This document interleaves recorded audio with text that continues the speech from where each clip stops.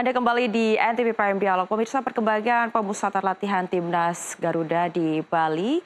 Kita akan membahas bersama dengan narasumber kita yang sudah terhubung melalui saluran Zoom, yaitu Firzi Idris sebagai pengamat bola. Ya, baik. Selamat sore, Bang Firzi. Ya, selamat sore Mbak Tiwi, selamat sore semua pemirsa. Iya, Bang, terkait Ya, dengan Timnas Garuda yang saat ini sudah mulai berlatih di Bali, bagaimanakah Anda melihat perkembangannya, Bang? ya, ya kemarin saya juga datang di Open Training kedua ya. Kalau kita lihat memang suasana training camp berlangsung dengan mode serius, tapi juga kita lihat ada sedikit relief tension ya dari para pemain, dari muka-muka mereka. Mereka menikmati juga suasana di Bali, mereka menikmati training camp yang panjang ini yang tentu jauh berbeda dari ketika para pemain ini berkumpul di ronde laga Maret ya, di mana mereka harus berkumpul, H-1 belum lengkap, baru bisa latihan penuh itu mungkin 2 sesi doang. Dan ini dengan kehadiran pelatih baru ketika itu tentu sangat tidak ideal, tapi sekarang mereka punya waktu banyak untuk bertemu satu sama lain, dan Tom Hai juga udah jelaskan ya di podcastnya bahwa waktu lebih ini sangat penting bagi mereka untuk beradaptasi juga dengan kondisi di tanah air, bukan hanya soal bersama individu tapi juga bersama tim, dan itu yang juga menurut saya sangat penting. Baik, apakah hingga saat ini masih ada tim yang belum bergabung di Bali, Bung? Iya, barusan PSSI memberikan kabar ya akhirnya Liano Rangers batal bergabung dengan timnas lawan China dan Jepang karena dia menanti kelahiran putra anaknya ya, dan ini suatu hal yang harus kita hargai juga dari keputusan keluarga demi mendampingi keluarganya. Liano, sehingga dia batal absen, dia akan absen dari laga melawan China dan Jepang ini ya. Tapi dengan Coach Patrick memilih 32 nama, jadi memang kita punya spare tempat untuk pemain-pemain lain yang di squad ini ya. Dan juga Sandy Walsh kemungkinan besar tidak akan bergabung juga karena cederanya yang akan lama itu. Dan selain itu memang dari 2 latihan pertama belum terlihat Jordi Amat ya, yang ternyata akhirnya di PSSI juga memberitahukan bahwa dia menderita radang tenggorokan akut ya, termasuk pusing dan sakit kepala. Jadi itu adalah beberapa nama yang masih absen hingga sekarang ini. Berarti hingga saat ini totalnya sudah ada 28 pemain di Bali ya, Bang. Lalu terkait dengan Ya. Jordi Amat yang terkena dengan Ya. tenggorokan, bagaimanakah keadaannya saat ini?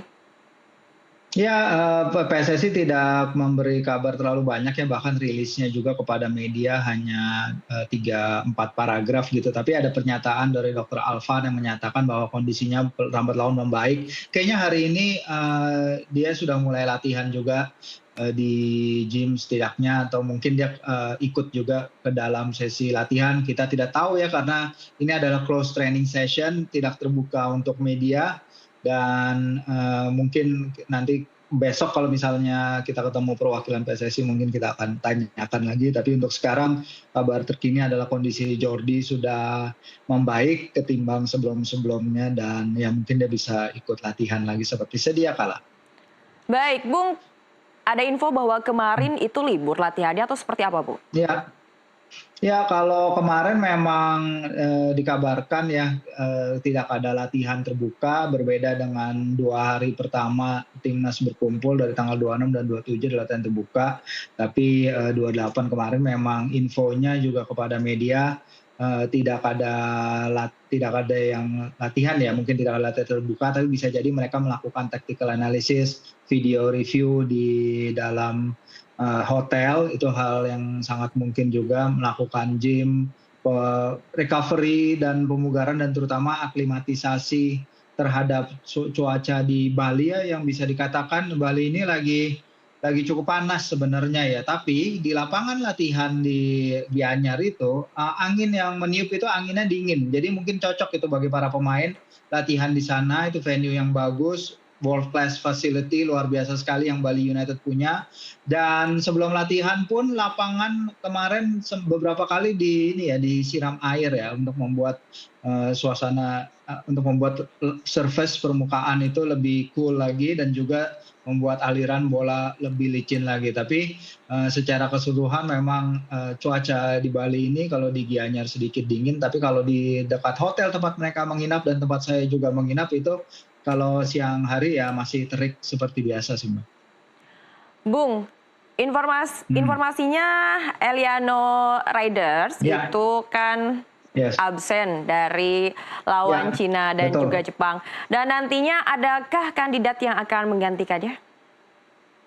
Ya, sejauh ini belum ada perbincangan soal apakah ada pemain pengganti atau tidak ya, karena itu tadi Coach Patrick membawa spare slot pemain ya. Mereka membawa 32 pemain, which is di daftar sebelumnya ketika menghadapi Bahrain dan juga pertandingan lawan Australia itu adalah 30 pemain saja gitu. Dan kalau tidak ada Eli dan tidak ada si Sandy artinya akan memakai jatah tetap 30 pemain yang akan ada ya.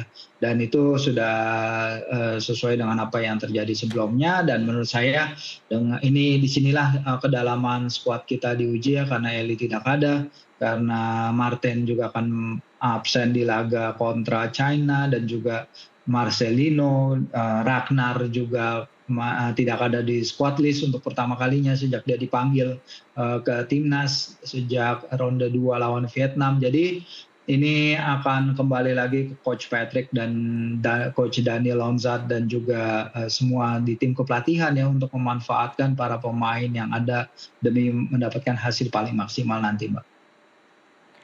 Baik, tadi ada 4 pemain berarti yang tidak bergabung atau belum bergabung. Apakah itu sudah fix tidak bergabung atau seperti apa, Bung? Iya, kalau Sandi sih kayaknya udah pasti fix dan dengan pernyataannya Eliano itu juga udah pasti fix ya.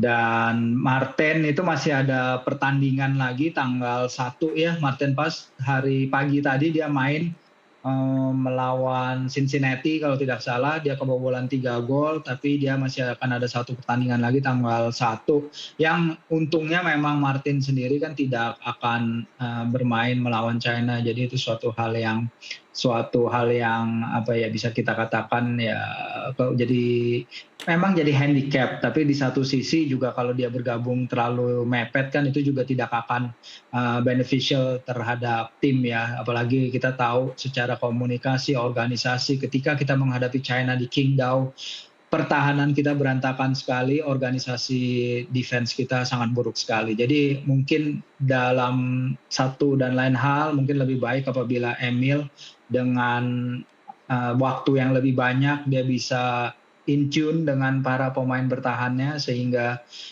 bisa menggalang pertahanan dengan lebih baik. Dan kita tadi lihat juga Max Hilhers dan juga Najazes sudah bergabung dan itu akan menjadi 2 pilar utama. Kevin Dijks yang belum, karena Dijks akan bermain di final Piala Denmark bagi Copenhagen ya, setelah dia sembuh dari cedera yang kita takutkan mengakhiri musimnya, tapi ternyata he's fit enough untuk main di laga terakhir Liga Denmark kemarin dan juga untuk bermain di final Piala Denmark nanti. Jadi ya mungkin kondisi terkini untuk pemain-pemain yang belum bergabung seperti itu. Baik, Bung, di media sosial beredar bahwa Martin Paes itu akan OTW ke Bali. Apakah betul akan OTW ke Bali atau malah langsung ke Jakarta?